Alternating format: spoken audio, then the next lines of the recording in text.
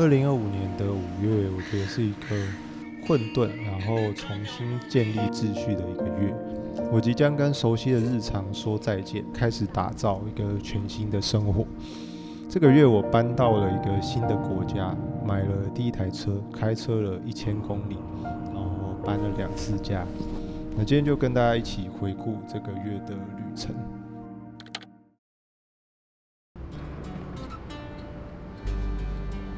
习以为常的机车通勤，到健身房去运动，随手可得、经济实惠的台湾餐厅还有食物，充满认真读书的学生，还有用笔电工作的人们的咖啡厅。2025年的4月底，我即将跟熟悉的日常说再见，前往一个未知的地图。在出发前，我已经知道，在国外紧凑的生活是不会留给我一个足够的时间去专注完成我的工作事项。因此，我加紧脚步赶工，总算是在出国前完成我即将开始发售的语言课程，一切准备就绪。很奇妙的，出发前我感受到的并不是焦虑，也不是害怕，而是一如往常的平静。虽然心里是有一丝丝的期待，期盼着未来会带给我怎样的惊喜包，但是我感觉我已经做好了万全的准备，来迎接这场未知的旅程。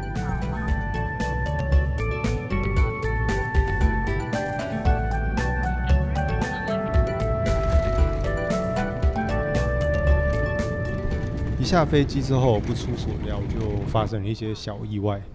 不过这不是什么值得惊慌失措的事情啊，所以说就一步一步解决就是。Hi, can I get a prepaid SIM card? Prepaid one?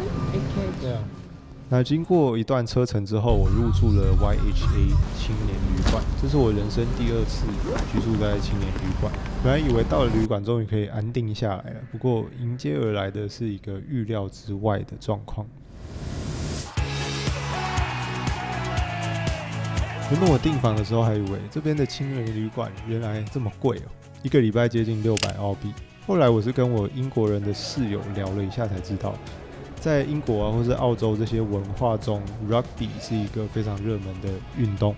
那我来的时间也就是5月初，刚好是他们的放假节日，这时候又有球赛发生，所以说就有非常多其他城市的澳洲本地人。全部都涌进布里斯本来观看这个球赛，然后住在我的青年旅馆。其实我的旅馆旁边就是这个球场啊 ，stadium， 所以这也导致我住这个旅馆订房的价格大概是平常的1.5到2倍。所以说原本我住在青年旅馆，其实就是为了要多认识其他的背包客，其他国家的背包客，看能不能取得一些工作机会，或认识一些人之类的。结果这个旅馆的房客全部都是澳洲本地人。我的计划完全被打乱了。那我终于可以把这个很重的行李放下来，放在这个柜子里面，然后等一下就带着这个小背包就可以出门了，再加上相机包随身带着。那入住了旅馆之后，紧接而来的是许多琐碎但是又必须要完成的支线任务。银行开户、取得澳洲的驾照、买车、办理税号、取得酒牌证照等等，这些等着我一样一样的去把它完成。毕竟，如果你没有这些东西的话，是没有办法生活的。那这也让我重新体会到，生活在台湾作为一个公民，你视为理所当然的东西，其实是很重要的生存需求的问题。入住旅馆之后的几天，我办理了各项手续，然后试着投递一些工作的同时，也看了一些车子。居住在国外，车子是可以打开你的行动范围的，它打开一层新的可能性，就是让你可以去自由探索一些没有车的话就不会想探索的地方的 VIP 通行证的感觉。所以说怎么想都是一笔必须的花费或是投资。坐着的袋鼠。那好在澳洲二手车算是蛮便宜的，所以说我很快就约了几个卖家，然后决定去购买一台车了。Sean, hi Sean. So you're the one that's looking for the Yeah, car, yeah? I just got here a few days ago. Do some photography. 买了之后，我又做了一些更多的研究，才发现这台车我买了稍微贵了一点，应该是可以用更便宜的价格就买到的。买车的过程中 Thailand 给我的非常大的帮助。Oil leaks, you don't have to worry unless they leak really bad. OK， You can kind of just get away with it. 所以大家如果有想找这种验车师傅的话，我是还蛮推荐他的服务的。他非常专业，然后又很方便，你打电话给他，他就会到，价格又还蛮合理的。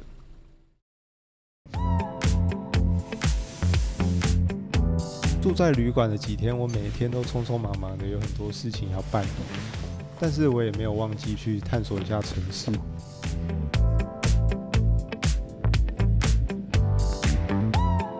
很快1周的时间就过去了。那在搬离旅馆之前，我参加了一个旅馆办的一个认识朋友的活动，叫做 5 Minute Friends， 来跟日本、德国、法国还有荷兰来打工度假的人一起聊天，还有跟一个印度的创业家聊一聊各自的经历。之后就准备打包离开这个青年旅馆，到下一个短租的房子。时间真的过得非常的快。总体来说，虽然住这个旅馆花了比平常的费用还要高，但是总体来说，我觉得还是一个不错的体验。跟很多不同国家的这个旅客交流，而长期以来我不断打磨的语言技能，也终于派上了一些用场，也受到了一些别人的肯定。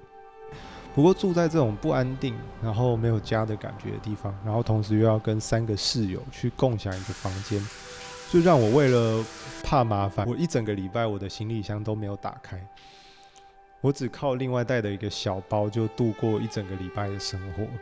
这个过程开始让我重新思考，我带来的东西到底哪些是必要的，然后哪些是没有必要的东西。虽然我当初打包行李的时候，我已经经过深思熟虑了，我尽量去删减，然后只带必要的东西。但是此时此刻，我还是希望很多这些东西我当初没有带来就好。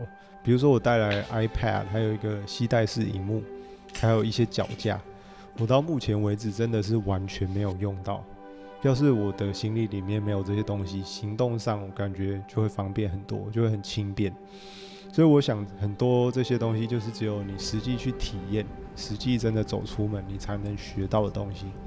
这也是为什么多去体验，你才能够更了解自己，而不是不断的在自己脑内规划，不断的想象。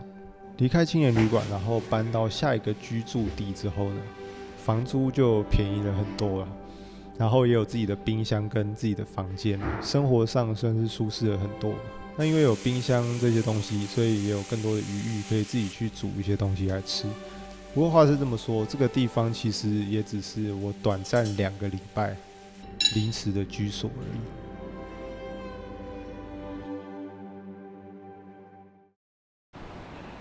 经历过前2个礼拜忙碌的生活之后，我深刻的开始意识到，现在我1分1秒都不能浪费。为了让我筹备已久的语言课程能够在6月顺利的上架，我决定去无存菁，先把必要的东西给完成。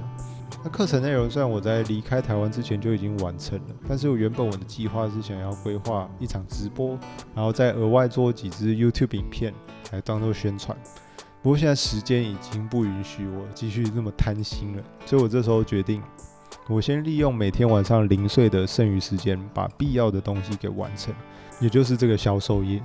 那在推进自媒体进度的同时，为了能够最大化我在澳洲这段时间的经历，并且一定程度的融入在地的生活，也考虑到这边的工资其实非常的高。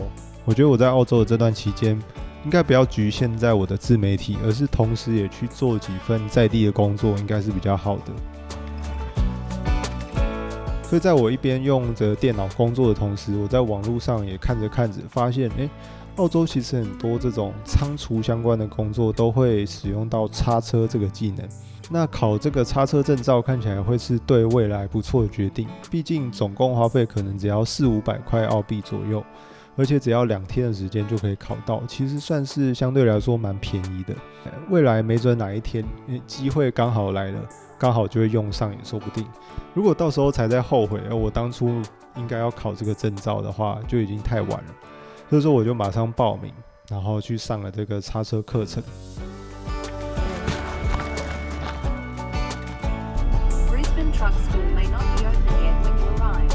早上7点一起床，开车半个多小时到了叉车学校。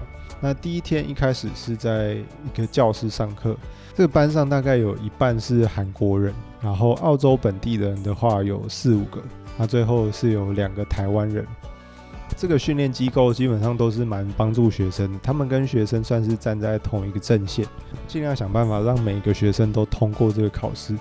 所以说第一天考试其实就带着大家看一次所有之后要考的这个笔试的题目，然后看完这些题目之后，我们就去实战练习，去开这个叉车。那在旁边等待同学练完的同时呢，我也跟旁边的韩国人同学随意的去聊天，然后他就介绍一些工作机会给我。早上7点开始的课程，我们大概下午1-2点就练得差不多，就准备回家了。这个就是第一天。那回去前呢，老师有发给大家一本册子，里面有所有考试会考的题目。考试大概是60几题的填空题。那因为这个不是选择题那种很简单的，所以不是你躺着就可以轻松过的那种考试，还是需要投入一定时间复习才能通过的。原本是隔天第2天就要考试了，但是为了准备更充足更有把握，所以我就打电话给他们，然后跟他们说我想要延后这个考试时间，所以我又再多准备1天。那经过第2天充分的准备，总算是到了第3天，也就是考试当天去考试。那考试当天，教练又重新的带过一次这全部考卷的内容，然后随机去抽问这些同学，其实还蛮有趣的，有点像学生时代在上课的这种感觉，还蛮欢乐的。那接下来就进入这个教室准备考试。经过我充分的准备，每一题的答案已经烙印在我的脑中，所以说就如同预期的顺利通过了这个笔试。刚考完试，我过了这个笔试，所以剩下来就只剩下操作，之后就是上机考试。那因为教练也是蛮 nice， 他们没有太过刁难，所以也是顺利通过，就拿到这个叉车证照。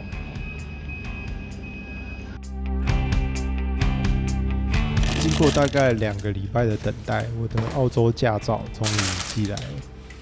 拿到驾照之后，在城市里面需要办的事情也已经大致完成了，所以说也是时候该离开布里斯本。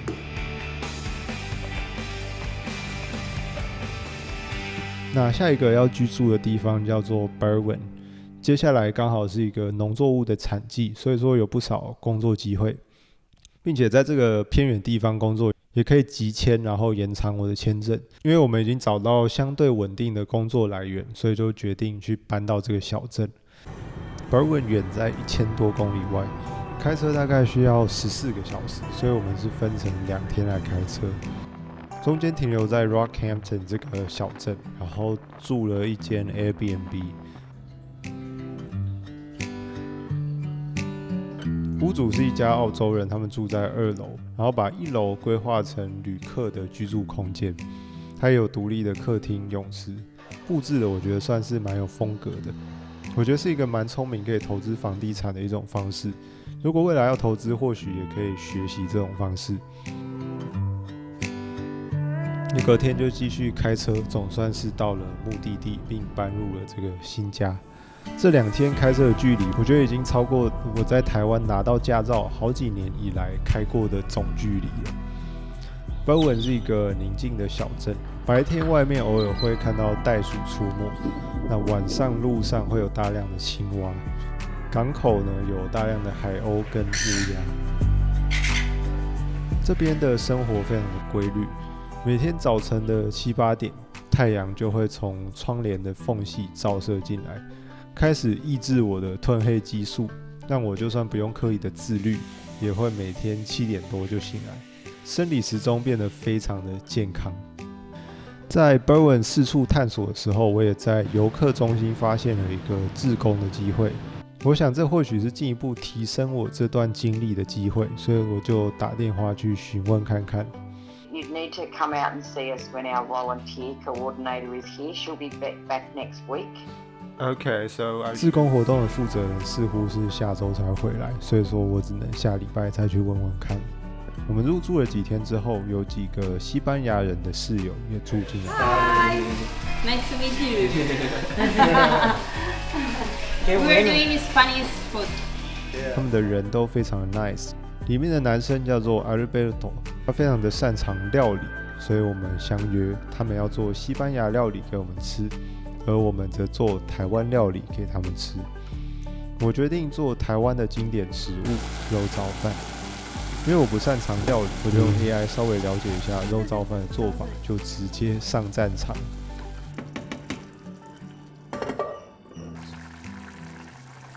幸好做出来的成果是还不错的，完美重现了在台湾店家熟悉的味道。室友的 Alberto 也答应会做给我们西班牙的道地料理。我发现他身上跟佐助一样的咒印，所以就趁机跟他聊了一下火影忍者。Which Naruto opening do you like the most? The most? Yeah. I think the second one. Second one. Yeah. The second one, think like it's from the first, like from Naruto as a kid, and as a Shippuden, I think is the. I like the one where Jiraiya dies. That opening. Oh yeah, is yeah, so- yeah. So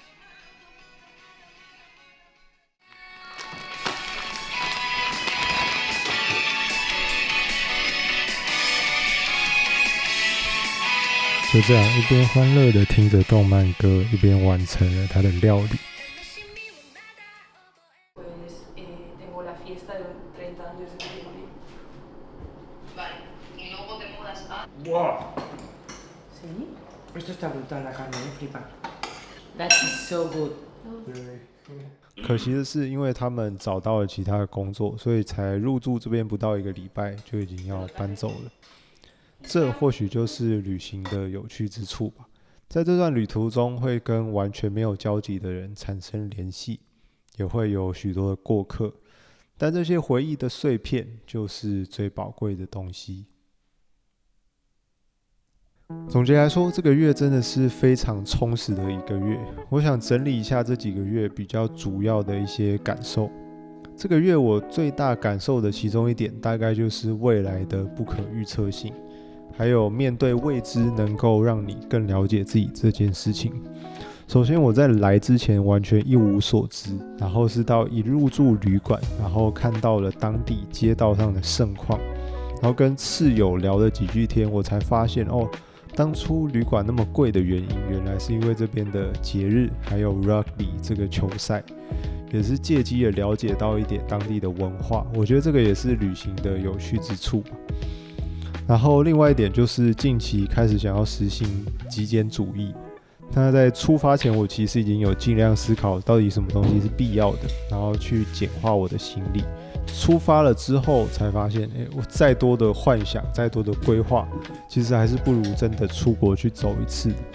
我面对这个青年旅馆有限的空间，1个礼拜完全不想要打开行李箱，然后移动的时候我不知道出现过了几次，要是没有这些东西要搬就好了，这种想法，这些经验让我重新的去意识到真正必要的东西到底是什么，还有哪些东西其实是没有必要的。来到国外也让我过去磨练的语言能力终于可以派上用场。那在生活中每天去使用英文，各个小地方其实都可以观察到可以学习语言的机会，以及可以继续改善提升的地方。这也是一部分当初我想要到国外居住的原因。我非常庆幸之前就已经做这样的投资，在已经准备好的状态下来到国外，现在才可以自然的跟其他国家的人聊天交朋友，那生活上面也没有太多的障碍。如果想要了解怎么在国内就不断提升语言能力，我已经把过去的经验都浓缩整理成一个课程了，可以参考最后的语言课。那当然，如果你现在有想要尝试开始展开冒险，也不要因为你的语言能力不够就打退堂鼓。事实上，有些欧洲国家的人，他们来到这边打工度假，英文也不一定是很好的。最重要的还是对等的对待各国的人，然后把他们当作朋友一样的对待，不要毕恭毕敬，然后不敢表达自己的想法。新的语言、新的环境、新的人群、新的机会，跟不同的国家的人当室友，对着不认识的陌生人一边微笑一边说 How are you going？ 跟西班牙人室友互相称为 Bro， 这是1个月前我从来没有想象过的事情。未知的旅途上，每个礼拜发生的事情都是你上个礼拜完全无法预期的，但是在发生的当下，你又觉得理所当然，甚至你已经不太记得上个礼拜的自己是怎样的状态。这样的环境也是最完美，可以让你重新打造全新的自己的一个环境。人们习惯在不同的人的面前切换不同的面具，我们面对父母、面对老师、面对朋友，都会有些微不同的人格、不同的说话方式、不同的态度。